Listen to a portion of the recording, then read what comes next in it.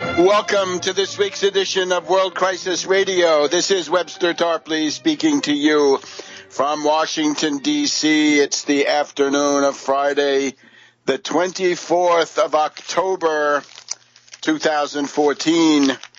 It is the time of the great sifting. And let's lead off with the shocker of the week. Jihadists launched chemical assault. All the power brokers in Washington woke up to the headline in the Washington Post. Friday, October 24th, jihadists launched chemical assault. Evidence points to Islamic State. 11 Iraqi officers sickened by chlorine gas. So you guessed it. What was considered casus belli back in August and September of last year. Now, a little bit more than a year has gone by, and it's no longer Assad. It's not Assad who's being accused of anything. It's ISIS, the killers, the butchers. Some people say it's Nusra. Some people say it's Al-Qaeda in Iraq or Syria, whatever it is. But it's all the same. All those groups are the same. The moderate rebels are in the Syrian parliament. They're not killers. They're not terrorists. They take part in elections. That's the dividing line. Anybody who's out there with a gun at this point is ipso facto, prima facie, a terrorist. But now the idea is this is something that occurred in Balad, Balad, Iraq. So the evidence points to chlorine gas having been used recently. That would be chlorine gas used against a group of Iraqi policemen. So 11 Iraqi police were rushed to a government hospital, an Iraqi government hospital, 50 miles north of the capital last month. The diagnosis was poisoning by chlorine gas. So there is some kind of a bunker reported which had been sealed up with concrete by weapons inspectors 20 years ago, but these can hardly be used. They are not viable, right? You take them out, they're going to fall apart and kill you. The date in question, 4:20 in the afternoon on September 15th, the 11 Iraqi police officers rushed to the hospital emergency room. So the idea is this was ISIS. This was the friends of John McCain and Lindsey Graham. And it's not the first time. It's, according to some accounts here, it's the third time. Let me also point out, if you go back and look at the Tarpley Twitter feed, you will be reminded, and I did a program on an interview on Press TV about this, that the Herzliya Institute, the Gloria, right, of the Israelis, that is to say Global Research on International Affairs, and their magazine Meria did a report on a gas attack carried out by ISIS rebels in July of this year. Now, the Washington Post does not directly mention that one as far as I can see, but they do suggest that this is the third time that gas attack has been carried out by ISIS in Iraq and or Syria. It goes back. We have to remember Al-Qaeda in Iraq, and we have to figure this crowd, this gaggle of killers and butchers started off in Iraq working for Negroponte and Ford. They were then moved to Libya. They were then brought back through Turkey into Syria, and now they found their way back into Iraq, some of them. So of the 11 police that were brought in, 50 miles north of Baghdad to the Balad Hospital and hospitals in the region. One of the doctors had treated similar cases before. In 2006-2007, Al-Qaeda in Iraq, a group that later morphed into the Islamic State, we read in the Washington Post, carried out a string of chlorine attacks in this area. And people were brought in. The method is you take a truck, you get a couple of chlorine tanks. You can usually get 1-ton tanks. You might be able to get 2 such single-ton tanks on your truck, and then you've got to put some explosives underneath, and then you get a chlorine cloud, and you've got to administer oxygen, perhaps some anti-inflammatories, hydrocortisone, and atropine. Atropine is used. The U.S. Central Command, through Army Major Curtis Kellogg, says they don't know anything about it. A likely story. Now, remember, the indignation in the world was huge when they thought it was a way to bomb Assad. And now it's ISIS. So what are you going to do about that? Dear masters of human destiny in the State Department, the Council on Foreign Relations, and, of course, Skull and Bones with John Forbes Kerry, the face man for this operation. There it is, front page story, top above the fold, Washington Post. ISIS uses chemical weapons. How about a hue and cry? How about a campaign to do some serious bombing? Now, the point is that the bombing has increased somewhat. We're now told, according to the Washington Post, once again, the total airstrikes that have been carried out by U.S. and other, British, French, Qatar was in there with at least something, Jordan, and so forth. This is now up to 6,600 sorties.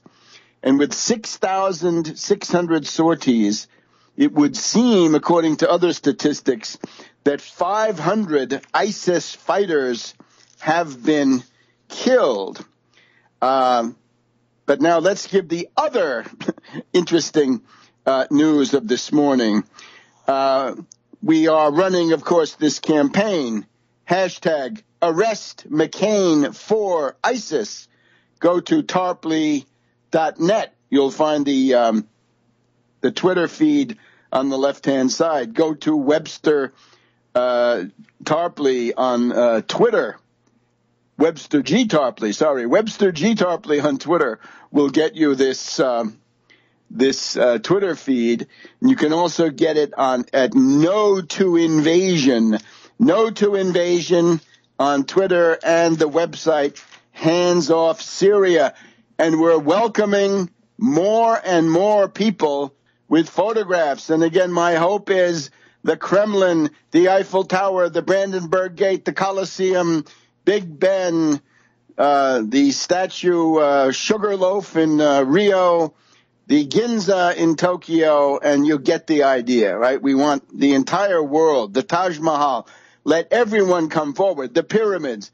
We want the worldwide hue and cry, arrest McCain for ISIS. So this is all going on. That's our campaign. Now, we're getting support from a very interesting quarter. We have Chechen President Ramzan Kadyrov, Chechnya, this Russian province. He says the Caliph is a CIA agent, and we'll be back in a minute. Welcome back to World Crisis Radio. First big headline of the day, Washington Post, Friday, October 24th, 2014. Jihadists, and it means ISIS, okay? ISIS used chemical weapons, poison gas, chlorine gas, used by so-called soi-disant Islamic State, otherwise known as Daesh, this gang, criminal gang. Okay, that's number one. Then we have the president of Chechnya, a real fighter. This is a tough cookie. President Ramzan Kadyrov. And he says Baghdadi, the caliph, John McCain's friend, should confess that he is a CIA agent. And Kadyrov points out that the people from ISIS are smaitan, they are devils, and they're in it for money and rape. So they are not any kind of religious movement based on anybody's sacred text. They are brigands and gangsters. So I think this essentially qualifies Kadyrov as a supporter of the Arrest McCain for ISIS campaign, because he is, in fact, pointing out that birds of a feather flock together, and that Baghdadi, alias Badri, alias Caliph Ibrahim, is a CIA agent. Yes, that makes a lot of sense. And, of course, we have been documenting how ISIS has been built up by the U.S. intelligence services. Of course, we have to remember back in the 1920s and 1930s, Hitler was built up as a powerful force by the British, by the French, even the Soviets through the KPD, and ultimately through the Molotov-Ribbentrop Pact, had a role in building up the power of Hitler, right? The KPD did nothing to stop the seizure of power by the Nazis. No general strike, nothing of the kind. Hitler then turned in the spring of 1940 into a Frankenstein's monster, and then he had to be fought. And you can certainly, there's no contradiction between saying fight Hitler, i.e. fight ISIS in this case, and the power relation. There's no comparison between the power of Hitler, which was very great, and the power of ISIS, which is ultimately a joke as a paper tiger. They have the hype of the media, but you have to fight them, even though the CIA and the Saudis and Qatar and the Rahman al-Faisal, they built them up. That doesn't change the fact that you've got to fight them. So those two interesting points. And what this adds up to is what we've been arguing. There is a real axis of evil, a new axis of evil, or a real axis of evil, because the other one was a phony coming from George Bush the Younger and his speechwriter David Frum, whom I debated last year, I guess it was. The new axis of evil: Qatar, Turkey, ISIS, the Muslim Brotherhood, the infamous Ikhwan, and then people like John McCain, John Kerry, and who knows what generals in the Pentagon who don't want to attack ISIS. And I would point out a lot of people on Fox News with their defeatist propaganda are essentially signaling that they're not interested in a war against ISIS. They want a war against Putin or a war against Assad. So what's been happening, there is progress on the ground. Let's just go through the main points quickly. Remember that Dempsey had signaled that he was a defeatist about a week ago, saying, well, the ISIS have been driven out of most of Kobane, but it may be only temporary. It may not be possible to save Kobane. ISIS may conquer the city eventually, at which point I said, fire him. Fire Dempsey. We cannot have defeatists in office, right? That's worse than George McClellan 150 years ago. Right now, remember, October 1864 was Lincoln against McClellan, McClellan the defeatist. And the same goes for Kerry. Now, the basic story around Kobane: more bombing as a result of agitation from a number of sources, including this one. ISIS clobbered, ISIS strained, ISIS sending raw recruits into action, pulling in cannon fodder from all sorts of places. This stuff takes a real toll. ISIS then retreating from Kobane. The United States finally accepting to work with the Syrian Kurds, share intelligence, and use their spotters to call in airstrikes even within the city of Kobane. That was elementary, should have been done a long time before, but they said, oh, well, we haven't vetted them. Well, vet this, as some have said. The second aspect of that is then U.S. airdrops of equipment, of weapons, of ammunition, of medical supplies and other necessary goods to the Syrian Kurds. This is the YPG claim is supposedly an arm of the PKK. We'll be skeptical from Missouri on that one. Then a couple of the airdrops go astray. And here's where you see the defeatists, right? As soon as two of these parachuted bundles don't go exactly where they were supposed to, the defeatist chorus, the Hannitys and others come out and say, this proves that the entire thing is a failure. That was the Democratic Party 150 years ago. The war is a failure. Lincoln is a tyrant. We're all bankrupt. Our living standard is being eroded. It was actually going up. But you get the idea. Defeatism. And when you see that kind of carping defeatist criticism, you know you're dealing with somebody who's soft on terrorism and probably soft on fascism as well. So a couple of bundles go into the hands of ISIS. It won't save them, but it's really needed on the other side.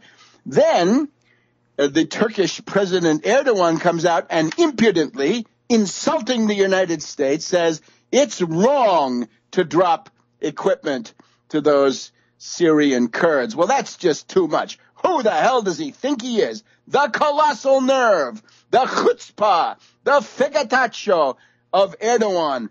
This guy needs to be sent to, what's that island? Principe, I believe, in the Sea of Marmara. Maybe he needs a long vacation there in the Trotsky holding cell. So Erdogan bad-mouthing the U.S., a very bad idea. And then Erdogan forced to fold a little bit. He says, okay, I'm going to let Iraqi Kurds from northern Iraq transit through Turkey, and we're going to let them out at Kobane, and they're going to drive the ISIS fighters away. And even the defeatists in the U.S. military, the defeatist, soft on terrorism generals who are eager to use ISIS as a secret army, on Thursday of this week said, an unnamed CENTCOM source says, we think the Kurds are going to hold. We think the Kurds can hold the city. Well, thanks for nothing, guys. And we'll be back in a minute. Welcome back to World Crisis Radio. Webster Tarpley here in Washington, D.C. So ISIS has carried out a third gas attack, and the president of Chechnya, Kadyrov, says Baghdadi, that means Caliph Ibrahim, must confess he's a CIA agent heading up a devilish, diabolical organization whose goal is money, more Rolex watches, no doubt.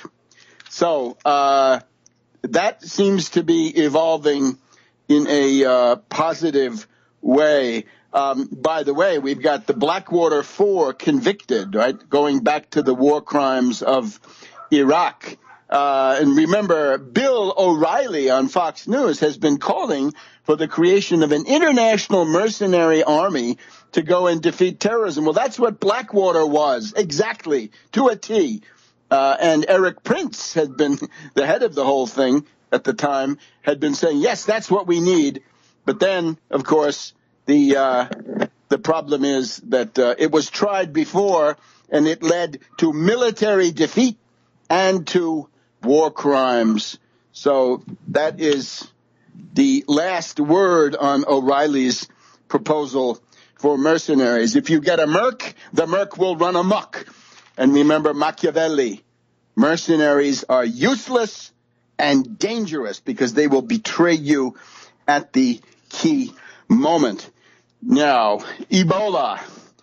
There's really not much to add to our earlier analysis. If you want to have defense against Ebola, you need defense in depth. You've got to make very large investments. You have got to train 250,000 doctors.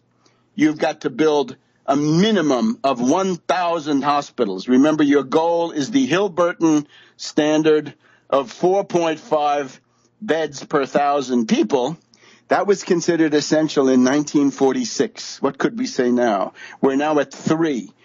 We went up from 46 to 75 and then down with people like Rick Scott, the governor of Florida, wrecking, privatizing, looting, and otherwise sacking the existing hospital system. This idiotic litany that the United States has the best health system in the world is baloney. It's nonsense. Don't let anybody get away with mouthing that idiotic platitude.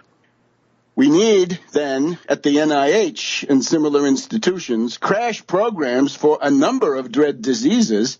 Ebola certainly on the list, but think about AIDS, heart disease, cancer, diabetes, on and on. All of these can and must be cured, and that takes blockbuster investments. So sweep aside the cockroaches of the Tea Party, this regurgitation of fascism after all these years, and get down to business. Now, we would still wish to contemplate a ban on citizens of the 3 countries, Sierra Leone, along with Guinea and Liberia.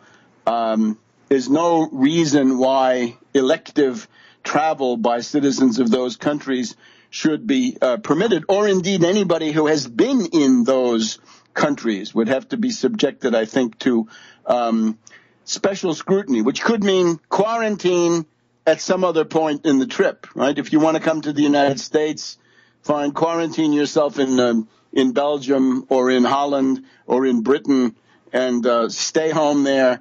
And then when you're done with that, you've been in touch with the U.S. consulate or embassy, then you could come back. It is obviously reckless and irresponsible for Dr. Spencer to have engaged in what looks like a normal life for almost a week after coming back from his meritorious service in West Africa, right? If you're fatigued, how could you go to all those places, the bowling alley, the High Line, the A train? How can you do all that in one day if you've got fatigue? What kind of fatigue is this? However, it looks like the preparations there were somewhat better organized. And right now, if you want to come into the United States from West Africa, you've got to go through JFK, EWR, ORD, or Atlanta. And that will undoubtedly increase the scrutiny. One interesting thing from de Blasio, we're no fan of de Blasio, but this is obviously something that a healthcare professional has told him. You don't want to overload the system with cases that may look like Ebola, but they're not Ebola. And this could go very, very fast, right? If you had 5 or 10 cases showing up all at once, perfectly possible. You would then get a wave of panic, and all kinds of people would be sitting around wondering, God, I've got a fever. I've got to go to the hospital and the emergency room. What they're likely to have, of course, is influenza, the yearly influenza. So de Blasio gave the following advice. Get a flu shot so that you won't overload and abort the system, coming forward in panic when you think you've got Ebola and all you've got is the flu, but that's going to mix in. Other patients will get the flu, and the whole system will be overloaded. I think that is something that any responsible person would have to consider. And naturally, of course, here we're going against the widespread hysteria of, what can we say, followers of Brigham Young, let's say. Brigham Young's theory was that there were no diseases until doctors came along and created the diseases and then collected money for curing the diseases. This backward, superstitious, magical, rural method of thinking, if you want to call it that, is absurd and obsolete. And, of course, we have had many outbreaks, I guess, of whooping cough among children because the herd level of immunization on whooping cough in particular has gone down. If you've ever seen a child die of whooping cough, that puts the vaccine, which is, of course, tetanus, diphtheria, whooping cough, pertussis, puts that in a completely different framework. And I think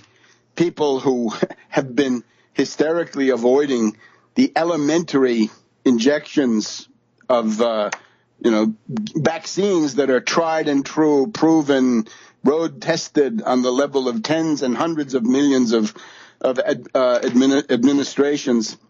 This cannot be the time to give way to that kind of stuff. So remember, when it comes to quarantine, the libertarians hate it because they're heteronomic, and the left liberals, the politically correct, they hate it because they say, oh, it's going to unfairly target people coming from Africa. Yeah, in this case, from Africa, but it's colorblind. It doesn't matter what race might be. And of course, we know from Craig Venter and the new proof from Craig Venter and the Genome Project at the end of the 90s that there is no such thing as race. All right. Now, we have to look at we're going to be talking to Reverend Pinckney in a couple of minutes. I want to congratulate Reverend Pinckney already.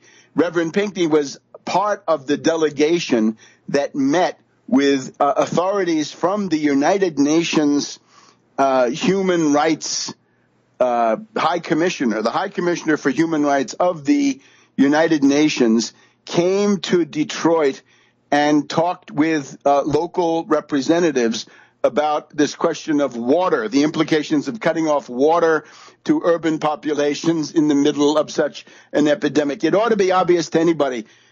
You'd come in now with an executive order, whether you're the governor of Michigan, of course he won't do it because he's a neo-fascist, but somebody in power, either in the federal or state governments, would come in and say, we're declaring a state of emergency, and everybody's water is now going to be turned on again because we need regular hand washing, right? They all talk about it. Hand washing, well, not so easy if you don't have any water. So let's get the water flowing again. And that is obviously one of the things that Reverend Pinckney talked about. But he is now an internationally recognized spokesperson for the oppressed population there in Detroit, Michigan, and indeed all of Michigan and surrounding areas. Back in a minute on World Crisis Radio. Welcome back to World Crisis Radio. Webster Tarpley here in Washington, D.C. on the 24th of October. So that would be, I think, the Ebola briefing. And notice the hysteria mongers and defeatists in this area too, right? People who want to denigrate those who are out in the arena trying to do something, the armchair critics, the carping, backbiting naysayers, generally reactionaries, right? Because they think that if they can demoralize the entire society, right? Demoralize the American people, they won't vote, and the way is clear for the infamous fascism of the permanent austerity dictatorship. Republicans in the House, Republicans in the Senate, the rats cabal +1 in the Supreme Court, no unions, and of course, nobody gets to vote unless you jump through 99 hoops in the form of a poll tax, thinly disguised. And that's, of course, the latest decision from the Supreme Court, this infamous Texas voter ID law.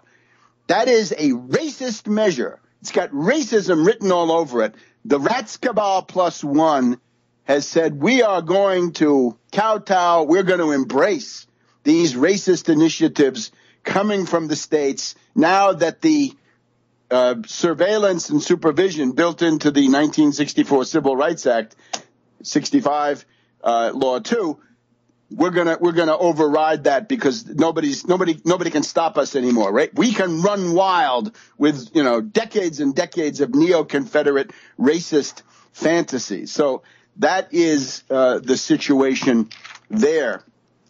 Now let's look at U.S. politics. We've got to start with our pre-election review. Well, of course, obviously the most dramatic document we have, Time magazine, and on the cover, the most interesting man in politics, the reinventions of Rand Paul. Yeah, flip-flop. Rand Paul flip-flops on drones. He's against them, then he's for them. various kinds of foreign adventures. He's against them. And then when the reactionary base of the Republican Party, the warmongers of the petty bourgeoisie and the neocons get together and push the wretched Republican Party to the right, then he follows them. Of course, he's an utterly unprincipled opportunist. He has flip-flopped more than Kerry, more than Romney even already. And of course, here on the cover of Time magazine, we see him in a deeply serious and thoughtful pose. He's thinking deeply about the problems of the United States and civilization, and he's also thinking, how can he save this wretched Republican Party?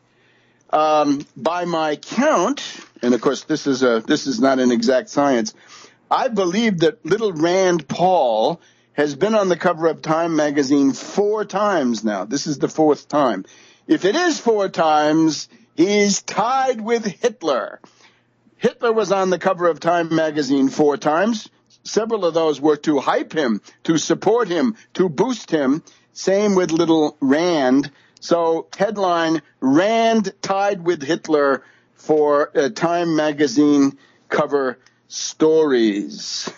And what's going on here? Well, of course, what's Time magazine? The Luce Empire, Henry Luce. And what was that? Well, it's this group called Skull and Bones.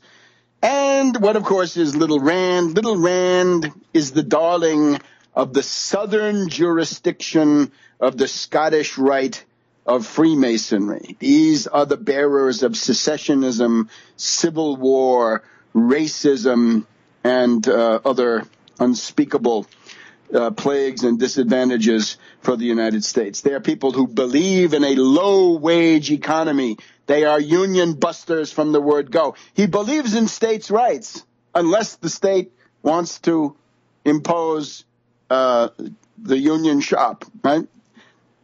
But not if they want to have an open shop, union busting, and so forth, so-called right to work, right? That idiotic mislabeling.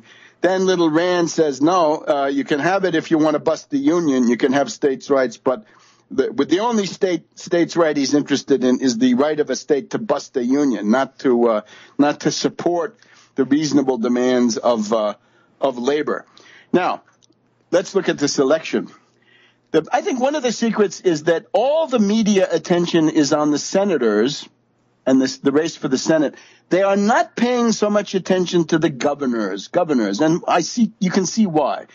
The propaganda narrative is that Obama is unpopular, therefore the Democrats are going to lose. But remember, the Republicans are extremely hated because of shutting down the government, because of gridlock, because of these union-busting, wage-gouging governors. Remember the formula that I've given you. In the first term, the president is controlled by the need for money to run again. In the second term, they hit him with scandals, right, going back to Monica Lewinsky, and we got news on that front if we can get to it.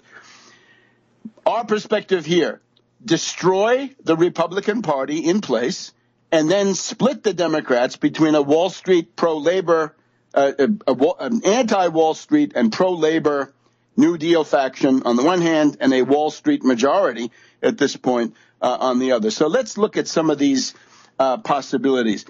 In Wisconsin, it is obviously absolutely imperative that the fascist Governor Walker, with his hairstyle copied from Senator Joe McCarthy and George Wallace, this guy Walker has to be defeated. If he is not defeated, then and this is the second chance to get rid of him, it means that Wisconsin will sink into a slough of degradation and demoralization. In Florida, we've already mentioned the hospital-destroying antics of Governor Scott. He's now shown himself to be mentally unbalanced, right? The so-called Fangate story. The Democrat Chris, of course, is a well-known hack, a retread several times over. But again, if you don't vote these reactionary Republicans out, then you're documenting your own questionable survivability from a moral and political point of view. In Pennsylvania, good news, the reactionary Republican Corbett is down 7 points compared to the Democratic challenger Wolf. In Georgia, you'll remember Nathan Deal screwed up those blizzards, right? When the snow was falling around Atlanta, Deal got it all wrong. He's a shaky Deal. He's running against a descendant of Jimmy Carter. But there again, you got to get rid of the devil you know. In Ohio, interestingly, Kasich doing somewhat better because Kasich had been stunned by the rejection in a referendum of his anti-union program. That was rejected by the voters, and he at that point was stunned and said, okay, I'll go for Medicaid expansion. In Colorado, Governor Hickenlooper is probably stabilized enough to hold on. In that same state, though, Udall is in big trouble. Let's look at some others. In Georgia, the daughter of Sam Nunn is ahead of Purdue. In Kansas, this is interesting, the Koch plantation. Here we have Pat Roberts, Republican reactionary hack, is now about 1 point behind Orman, an unprincipled adventurer. But again, get that entrenched reactionary out of there. In New Hampshire, Shaheen, again, the hack part of the Democratic Party coming to the fore. She is in, what can we say? She's getting seriously challenged by Scott Brown. Now, this shows the weakness of the Democratic Party. When Scott Brown got his couple of years as a senator after the death of Ted Kennedy, he was the senator from State Street Bank. He was the one who torpedoed any attempt to regulate Wall Street. And remember, the generic congressional ballot is Democrats 47, Republicans 46. So the idea of a wave election, I don't see it. We can get back to this maybe in the second half if we have time. Back in a minute on World Crisis Radio. Welcome to the second hour of the October 24th edition of World Crisis Radio. And we are now honored to be joined by a man who has received international recognition as a spokesperson for the downtrodden and oppressed population of Michigan. And this is Reverend Edward Pinkney. I would just like to point to an article I have here from Agence France Presse. Sorry, this is Associated Press. United Nations experts have concluded that Detroit must restore water to its poorer residents. And this is United Nations human rights experts Leilana Farah, F-A-R-H-A, and Catarina de Albuquerque, I think Portuguese, most likely. So, welcome to Reverend Pinkney. Tell us about that meeting with the United Nations. Well, Webster, let me tell you this. Are you there? Yeah. It was one of the most interesting meetings you could ever have. I had the opportunity to speak, and it was just tremendous. You would not believe the stories they were telling about people without water. People have gone 2 years without water. They have to go next door and borrow water to flush the toilet. It was such, I mean, it almost brought tears to my eyes to hear some of the stories that was being told to the United Nations. And nobody, here's what they did. They went to the mayor of Detroit, and they told him about it, and he said that the people was exaggerating. He said that it couldn't be that bad, and he know all the time it's really worse than that. So it was, I tell you, it was a challenge, and I told them, I said, the best thing that you could do for us right now is condemn them and make them turn the water on. Turn the water on. Turn the water on. And it was, I wanted to be more inspirational to the people and just tell them about, Ben Harbor, because this is where all the cutoff started right here. It started right here. When you have 29% of all the people here in Benton Harbor that didn't have water and nobody was saying nothing about it, you have a major problem. and they attacked the people here. But believe me, it was one of the greatest events I have ever been to in my life. It brought tears to my eyes. When I left that place, I had tears in my eyes of some of the people who had not had water for over a year or two. It was shameful and disgraceful, but it was amazing. Reverend, I'm just wondering, did anybody film this? Is there anywhere we can find this? Because I think this would be a shattering and I may be able to get you some film of it. Matter of fact, some of the people who filmed that will be at my trial on Monday. Oh, let me tell you this. We now have a jury. Uh-huh. We have selected a jury. It took us 2 days to do it, and an all-white jury as anticipated. And remember, they still burning crosses and hanging nooses here, but we really had no other choice. Matter of fact, over 99% of the people in the jury was Caucasian. So we just had to go with what we have. We have to go with that I'm an innocent man, and it didn't happen, and see what happened. That's how we have to deal with this. And we're prepared to deal with this just like it is. And here's one of the things that amazes most people. Even in the Herald Pollution newspaper, they even admitted that there was no evidence, but they said circumstantial evidence is just as good as no evidence. What kind of talk is this? That's that backwards talk, to confuse the people. They said it's a possibility that Reverend Pinckney did it. If there's a possibility, that means that he could be convicted for this. Yeah, but wait a minute. The standard is the other way around. The standard is convicted beyond a reasonable doubt. Absolutely. and the judge and the prosecutor tried to get that in on the jurors today, but my attorney, he just ate them up. He said, I love this attorney I got, but unfortunately, he's a money man. All he wants is money, money, money. I told him, I said, wait until we win the case. He said, no, sir. He said, I want a check from you Wednesday for $5,000. He said, I want a check from you Wednesday for $5,000. He said, can you guarantee? I can write you a check, but it may bounce. But he said that everything he do is about money, and I love him though. He's an excellent attorney. He likes to do things his way. He don't listen to his client. He do things his way, and but that's the way it is. But we're still down here fighting, Webster. We're not giving up the fort. We're fighting, and we're going to continue to fight, and we're going to win this fight. And I'm going to win this case. Reverend, I think you will. But here's what I suggest: we can do fundraising better with that film. In other words, if we have a film, especially of you, but also of others, right? People who are themselves the victims and so forth, be it in Benton Harbor or Detroit or other places around Michigan, that could then become, I think, in places like Europe, that could be compelling because, people outside the U.S., people in Europe, generally more open to the idea of race and class oppression in the U.S. than certain kinds of people here at home, right? You know the drill. Absolutely. But here's what I'm going to do.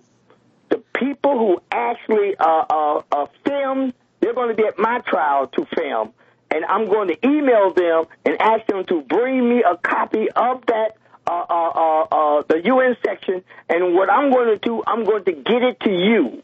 And please do. I'm going to work extremely hard. I'm going to send an email out today to them, letting them know I'm requesting a copy of it so I can send it directly to Webster Tarpley. That's my plan. And now, if you could, the $5,000 is due on Wednesday. How can people help? Where do they send their contributions to keep this fight going? Absolutely. Hey, I would like to find 10 people who will send $250, and you can go to bhbanco.org. That's bhbanco.org, or you can mail me a check to Banco, 1940 Union Avenue, Benton Harbor, Michigan, 49022. That's Banco, B-A-N-C-O, 1940 Union Avenue, Benton Harbor, Michigan, 49022. And it's better to go to my website because it's Wednesday morning. I am going to probably have to write him a check and pray that it doesn't bounce. But he's just this type of guy. When he want it, he want it. So I'm going to have to do what he asked me to do and then just tell him to hold the check until I can get the $5,000. One of the other. Of course. Absolutely. But we're going to continue to fight this battle, and we're going to win this battle, and we're not going to let them push us around. Democracy is no longer exist here in the state of Michigan. We're fighting a battle that nobody would actually believe, and it's just not here in Benton Harbor. It's in Flint, Michigan, Detroit, Saginaw, Pontiac. There's all these places where we have an emergency manager at, and these people are serious about what they're trying to do. And I would also say, if you can defeat this frame-up, that could set the stage for the defeat of Snyder. Right? Because Snyder has to face a re-election. He's not invulnerable. And if the wind changes and you get off these charges, maybe that will help in the statewide races, right? So that people who are the lesser evil can come forward. Oh, absolutely, absolutely. And believe me, if we could, we're going to win this case. I don't see no other way. We're going to do everything in our power, and we're going to make sure that we take a stand for what's right. You see, very good, Reverend. The music is cutting us off. We'll see you next week, and good luck in that trial. Send us the where and when on the trial, and we'll put that up. Very good. And also, if you can mention about that money, they can send it to my website or mail me a check. Right. See. Welcome back to World Crisis Radio, the October 24th edition. And now let us go quickly to Nebraska, right? Dan Burdorf has been fighting a valiant campaign, doing a tremendous amount with limited resources, right? It's not too late to contribute something on the resource side, or I guess on the volunteer side. But in particular, Dan has been shining the light on Ben Sasse, the plutocratic Republican nominee for the Senate in Nebraska. And Dan's been putting out some tweets on social media, right? This is the Dan for Nebraska handle there on Twitter. And he points out that Ben Sasse is fearful of voicing his opinions. Dan Burdorf is not. And if Sasse can't even tell the public his opinions, how will he ever stand up for Nebraska? And we've also got to get that lowdown on the visit by Chris Christie from the Garden State. So, Dan, take it away. Well, hello, Webster. Thank you very much. I really appreciate being on your show. Webster, this week we turned in our affidavit for write-in candidacy for U.S. Senate. And no sooner did we turn in this affidavit for write-in candidacy than we were attacked by a strange smear campaign that targeted our supporters. And we've confirmed this report. It was a desperate, pathetic individual using predatory methods to befriend a young volunteer who recently turned 21. He contacted her through social media, posing as a supporter, and manipulated this young woman for information he hoped to use against the campaign. Apparently this information, fished from this young lady that really amounts to nothing, was then passed on to other supporters contacted in the same way. But this predatory behavior hasn't worked, and I wanted to tell your listeners, because I know I have a lot of supporters and your listeners, if they receive any misinformation about my campaign, please contact me directly at danfornebraska@gmail.com or write me directly at Friends of Dan Burdorf, P.O. Box 6584, Lincoln, Nebraska 68506. If you have any questions about my campaign or our platform. And I'll fight for Nebraskans, and I'll fight for my supporters, and I won't tolerate this kind of predatory behavior. It stinks to high heaven, and this is the kind of behavior we're running against. We're actually running against this type of stuff. We're not sure who these people represent or what their allegiances are or where their allegiances lie. But to recap for your audience, we have 4 opponents in this race, all of them on the ballot. And we're seeing a pattern of behavior and attacks that hit us right after we enjoy some breakthrough success. and we saw it when we turned in our ballot petitions. There was a similar attack involving rumors and agitation, so we know what we're looking for. And again, I'm telling my supporters to call me directly. I'm in the phone book. Or you can write me directly at danfornebraska@gmail.com or Friends of Dan Burdorf, P.O. Box 6584, Lincoln, Nebraska, 68506, if they have been contacted or want to offer support and help. And we're running in the red, and we'd like to get some radio spots to push out our write-in campaign. So I would like to humbly plead for donations for that purpose. We are under attack. Our volunteers are being targeted.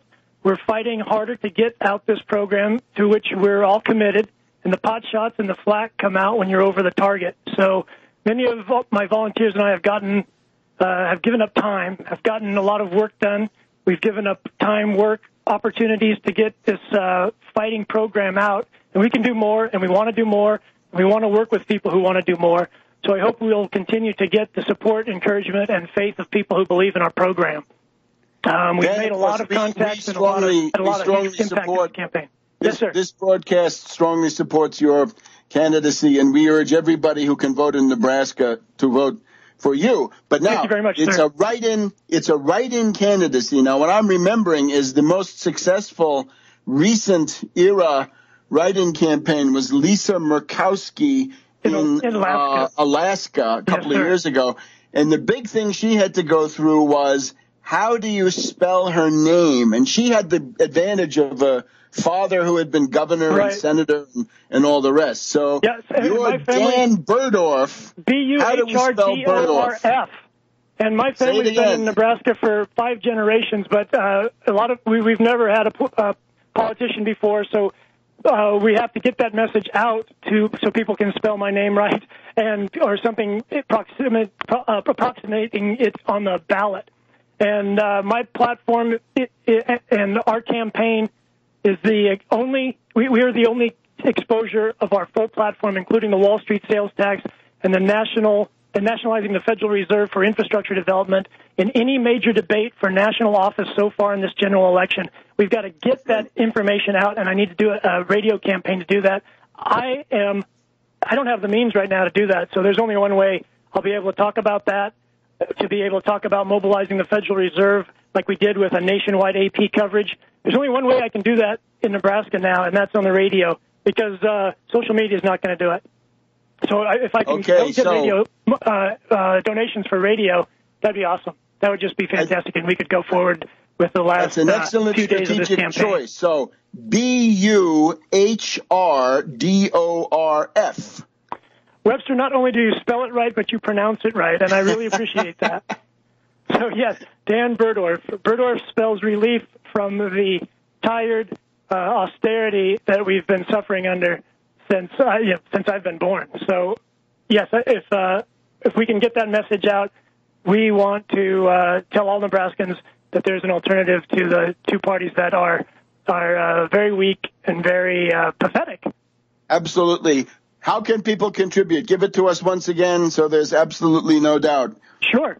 They can send me a check to Friends of Dan Burdorf, P.O. Box 6584, Lincoln, Nebraska 68506. You can also donate through the Internet at danfornebraska.com. There's a contribution page there. We've pushed. You want to repeat that a little bit slower, Dan? I think there might be some takers out there. Friends of Dan Burdorf, Buhdorf, P.O. Box 6584, Lincoln, Nebraska 68506. And they can also reach me at danfornebraska@gmail.com. And they can go to danfornebraska.com to donate over the Internet. So now, can I just ask you, Chris Christie was supposed to be there, right, since he's the head of the Republican governors. Yes, Did Sass actually show up? That's going to happen tomorrow. The Rutgers is playing the University of Nebraska, and we hope that the good guys win. And apparently, Chris Christie will be addressing a fundraiser for Pete Ricketts before that game, and that'll be early in the morning. So I expect Ben Sass to show, but I don't know. And is that rickets as in the vitamin deficiency disease, or that's a Republican candidate? Well, it's a Republican candidate that is pushing the vitamin deficiency disease with his austerity plan for Nebraska. All right, Dan, you're going into the final sprint with, I think, a very excellent strategy. So more power to you. We'll see you next week.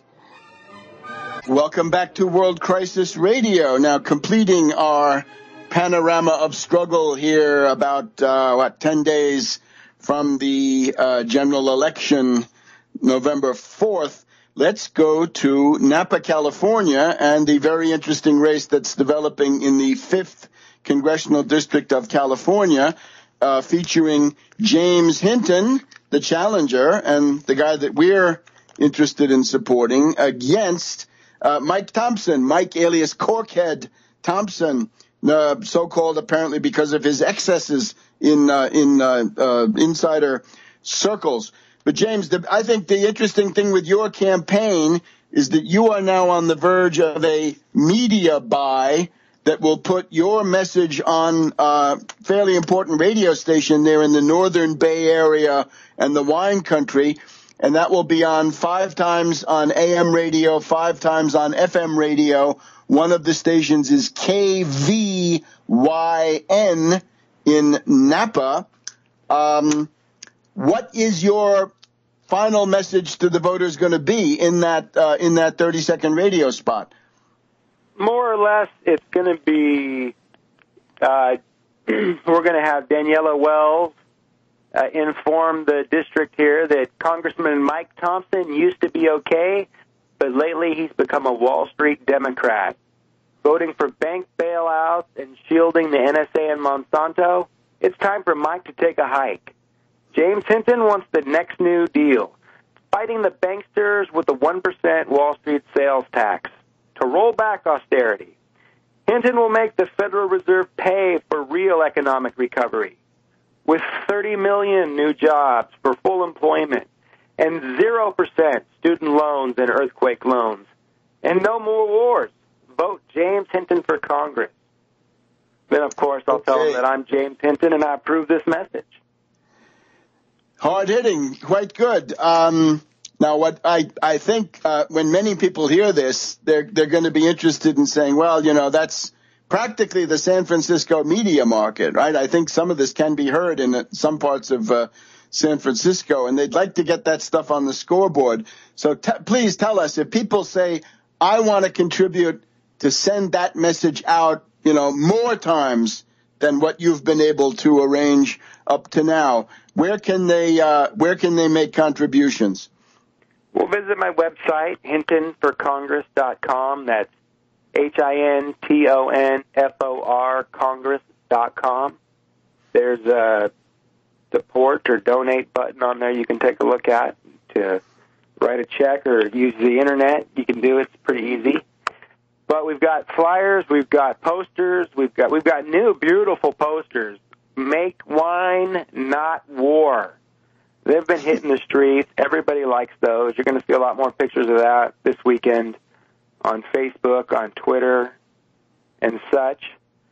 Of course, we've got the Mike Thompson voter awareness poster where we let you know that Thompson voted for the Wall Street bailout in 2008, that Thompson covered for Petraeus and the CIA by saying no crime was committed in Benghazi. Thompson voted to protect Monsanto from regulations. Thompson voted to allow more NSA, illegal wiretap, and email snooping, even though he's on the Intelligence Committee and knows what the CIA is running wild. He still did it against party lines. What party do you represent, Mike Thompson? Do you represent the Democrats? Do you represent District 5? Or do you represent Wall Street? Which one is it, Mike? That's what I'm asking you.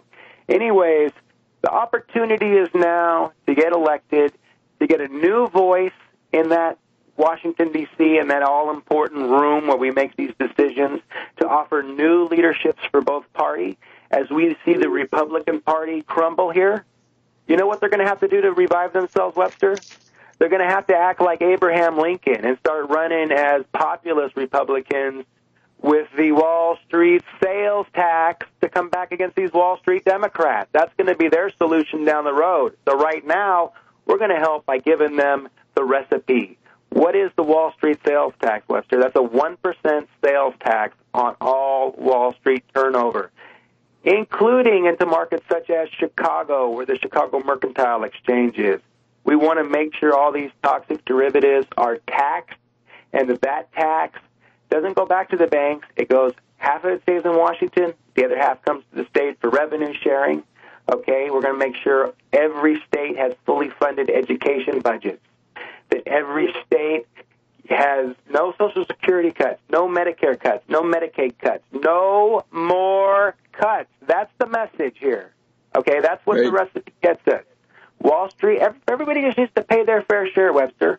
I'm not saying you can't make any money on Wall Street, but, you know, we have a social safety net. It needs to be protected. This is America. Pay your fair share, Wall Street, okay? Same thing with the zombie banks. Same thing with all these corporations. They go through Ernst & Young, hiding money offshore from taxes. This is America. Contribute to the social safety net that makes America great. Pay your fair share, okay, all you corporations. And that's the message we're selling right now, is that everyone needs to pay their fair share. It's America. Great. You made $100 million, Paul Pelosi, or $100 billion, whatever you made last week on your derivatives. You got to pay us your fair share, your tax that goes to Social Security. Okay? What happens if you go busted someday and you need Social Security? We got to make sure you paid into it, Paul. So no more hiding money, no more tax exemptions. People start paying their fair share, and that money needs to come back into our economy. Let's rebuild it. Let's mobilize the Fed, $5 trillion, 3.6 for infrastructure, infrastructure, like you know, high-wage jobs, new repaving highways, rebuilding bridges, new electrical grids, 1,000 new hospitals. Okay, let's talk water infrastructure. Up here in Clear Lake, they need money. Right now, they're going to vote on a 1.5% sales tax increase to help out infrastructure that's needed at Clear Lake. A disaster. It's a regressive tax. There would be no sales tax needed on Clear Lake, okay? With Wall Street. Wall Street needs to pay their fair share into our social safety net, and that's how it needs to come down. So the more people are hearing this message, they're liking it. It sells itself. It's the next New Deal. You know, FDR was elected 4 times to president for a reason, because people liked him, because he represented the people and not the corporations and the banks. So the people kept turning out to vote for him. All right, and we want to get the same policies going. Let's bring back Glass-Steagall. Let's get rid of toxic derivatives. Shred them, outlaw them, get rid of them. I don't want my government and tax dollars associated with derivatives. They're intangible. I want my tax dollars associated with tangible goods, like new highways, like manufacturing,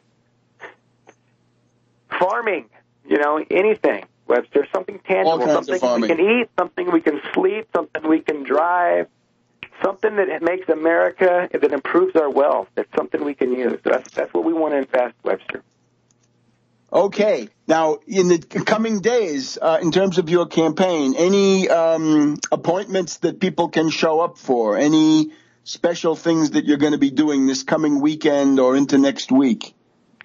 You know, I can't think of anything off the top of my head, but if you stay tuned to Facebook or Twitter, I'll be making, appearances and announcements anywhere I can. You know, we're looking for all the media we can get and any kind of more speaking opportunities we can. Actually, speaking of media then, can you just give us a rundown of the radio shows you've done this week? Because that's an impressive list. Well, I've been on KVYN, the local Napa station, 99.3 FM. Right. I did a Clear Lake show on 88.1 FM up there.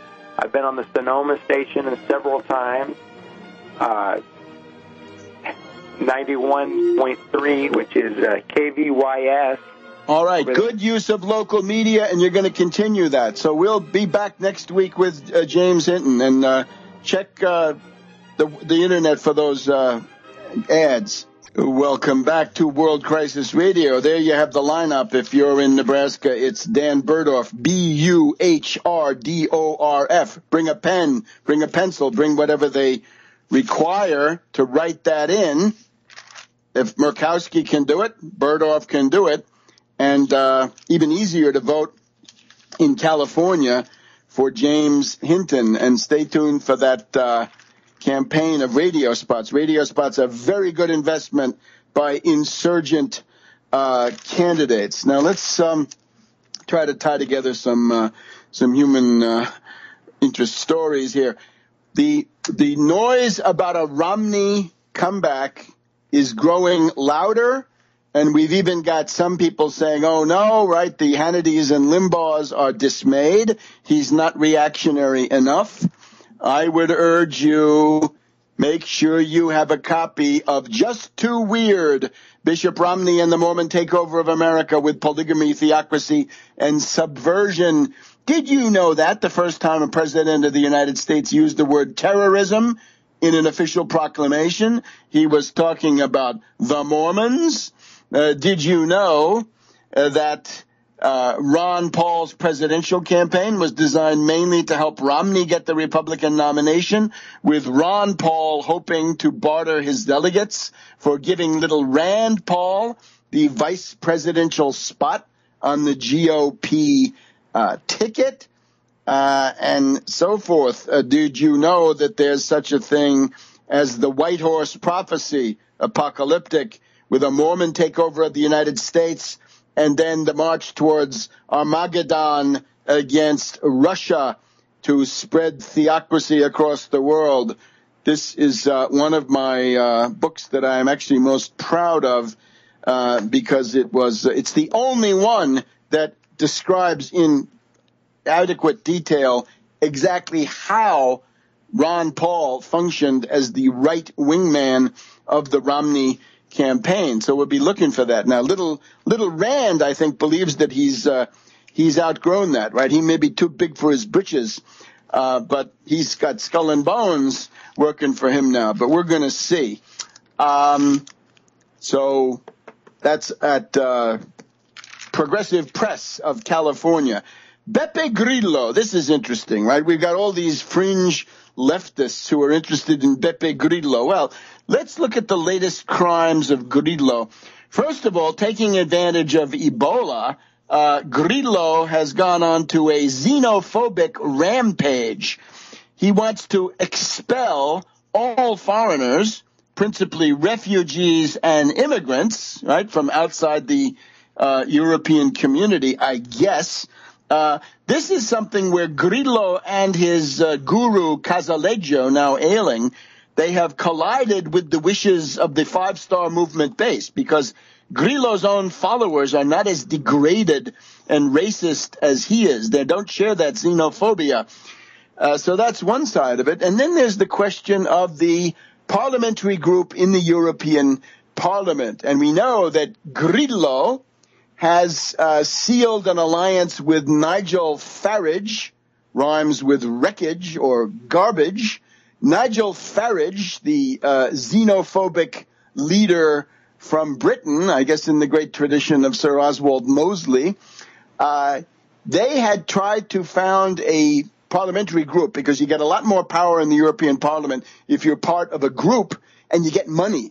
The stakes in terms of money is about $10 million per year. So we have UKIP, UKIP, and the Grillo 5-star together.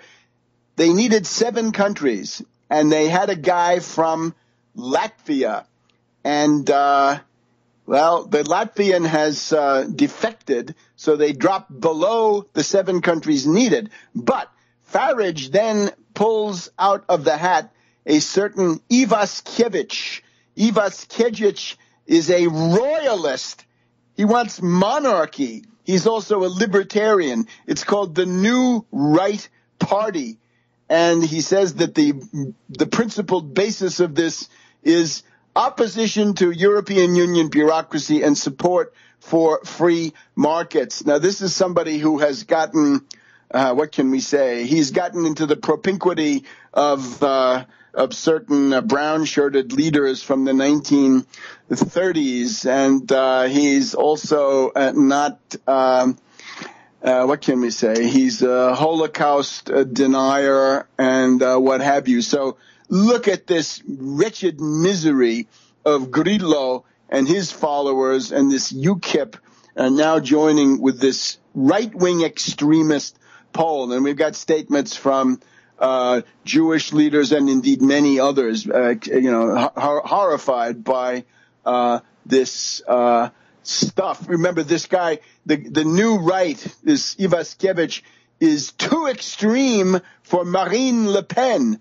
The Marine Le Pen's group said that the Polish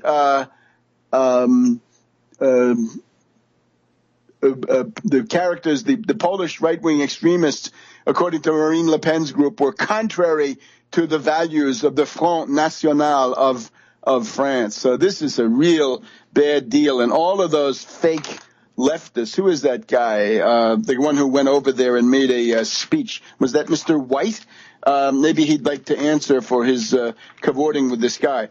So that's important. Canada. The problem with this event in Ottawa this week is the inevitable problem. You're told that there were 3 shooters. There was 1 shooter at the War Memorial, 1 shooter in the Parliament, and 1 shooter at a nearby shopping center. And then this shrinks down to 1 shooter. It happened on the very day that the neocon Prime Minister Harper was attempting to get the surveillance laws passed. Now they will certainly pass. There's no opposition now. There had been weeks of chat room chatter, some of it targeting the U.S. The United States Embassy was already on special lockdown. We know, of course, that the National Security Agency could easily annihilate all of these jihadi websites and all their chat rooms, but they let it go on. And, of course, that same applies to Facebook. We're told that Facebook, they censor nudity, but not apparently incitement to mayhem and so forth. So if you want a counter-narrative on ISIS, which the State Department seems to be groping for, why not try the idea that Al-Qaeda is the CIA Arab Legion created by the CIA and the reactionary monarchs of Saudi Arabia in Afghanistan in the early 1980s with the help of Robert Gates and many others, that these people were then recycled into other tasks, in particular when the propaganda needs of the Bush administration in 2004 became acute. They had not found weapons of mass destruction in Iraq, not even a can of Raid, as Lionel so correctly and wittily puts it. They had to do something. They had to create an Al-Qaeda in Iraq, and at that point, Zarqawi, another psychotic patsy, came forward. So these are psychotic patsies working for the CIA, NATO intelligence, and what have you. And their so-called doctrine, this character Qutb was an operative for the British against Nasser. Isn't that the most obvious thing in the world? The same thing applies to Richard Reed, the shoe bomber, Zacharias Moussawi. Both of them were mentally disturbed, but Qutb, the great enemy of Nasser, was serving the needs of British intelligence. So what we've obviously got is an orchestrated series. We've got the New York City axe attack, this out in Jamaica, Queens. So you get the idea, but we have to maintain a significant skepticism. Finally, I'm sorry I don't have time to go through defeatism, but just go back. There were lots and lots of people in the U.S. who were soft on fascism. The Hearsts, Henry Ford, Alfred P. Sloan, Farish of Standard Oil, Colonel McCormick in the Chicago Tribune. Once Pearl Harbor had happened, they couldn't be they couldn't be pro-fascist in the old way, but they were defeatist in the sense that they sabotaged the war effort with carping criticism, and that's what you're seeing. So we'll be back next week on World Crisis Radio.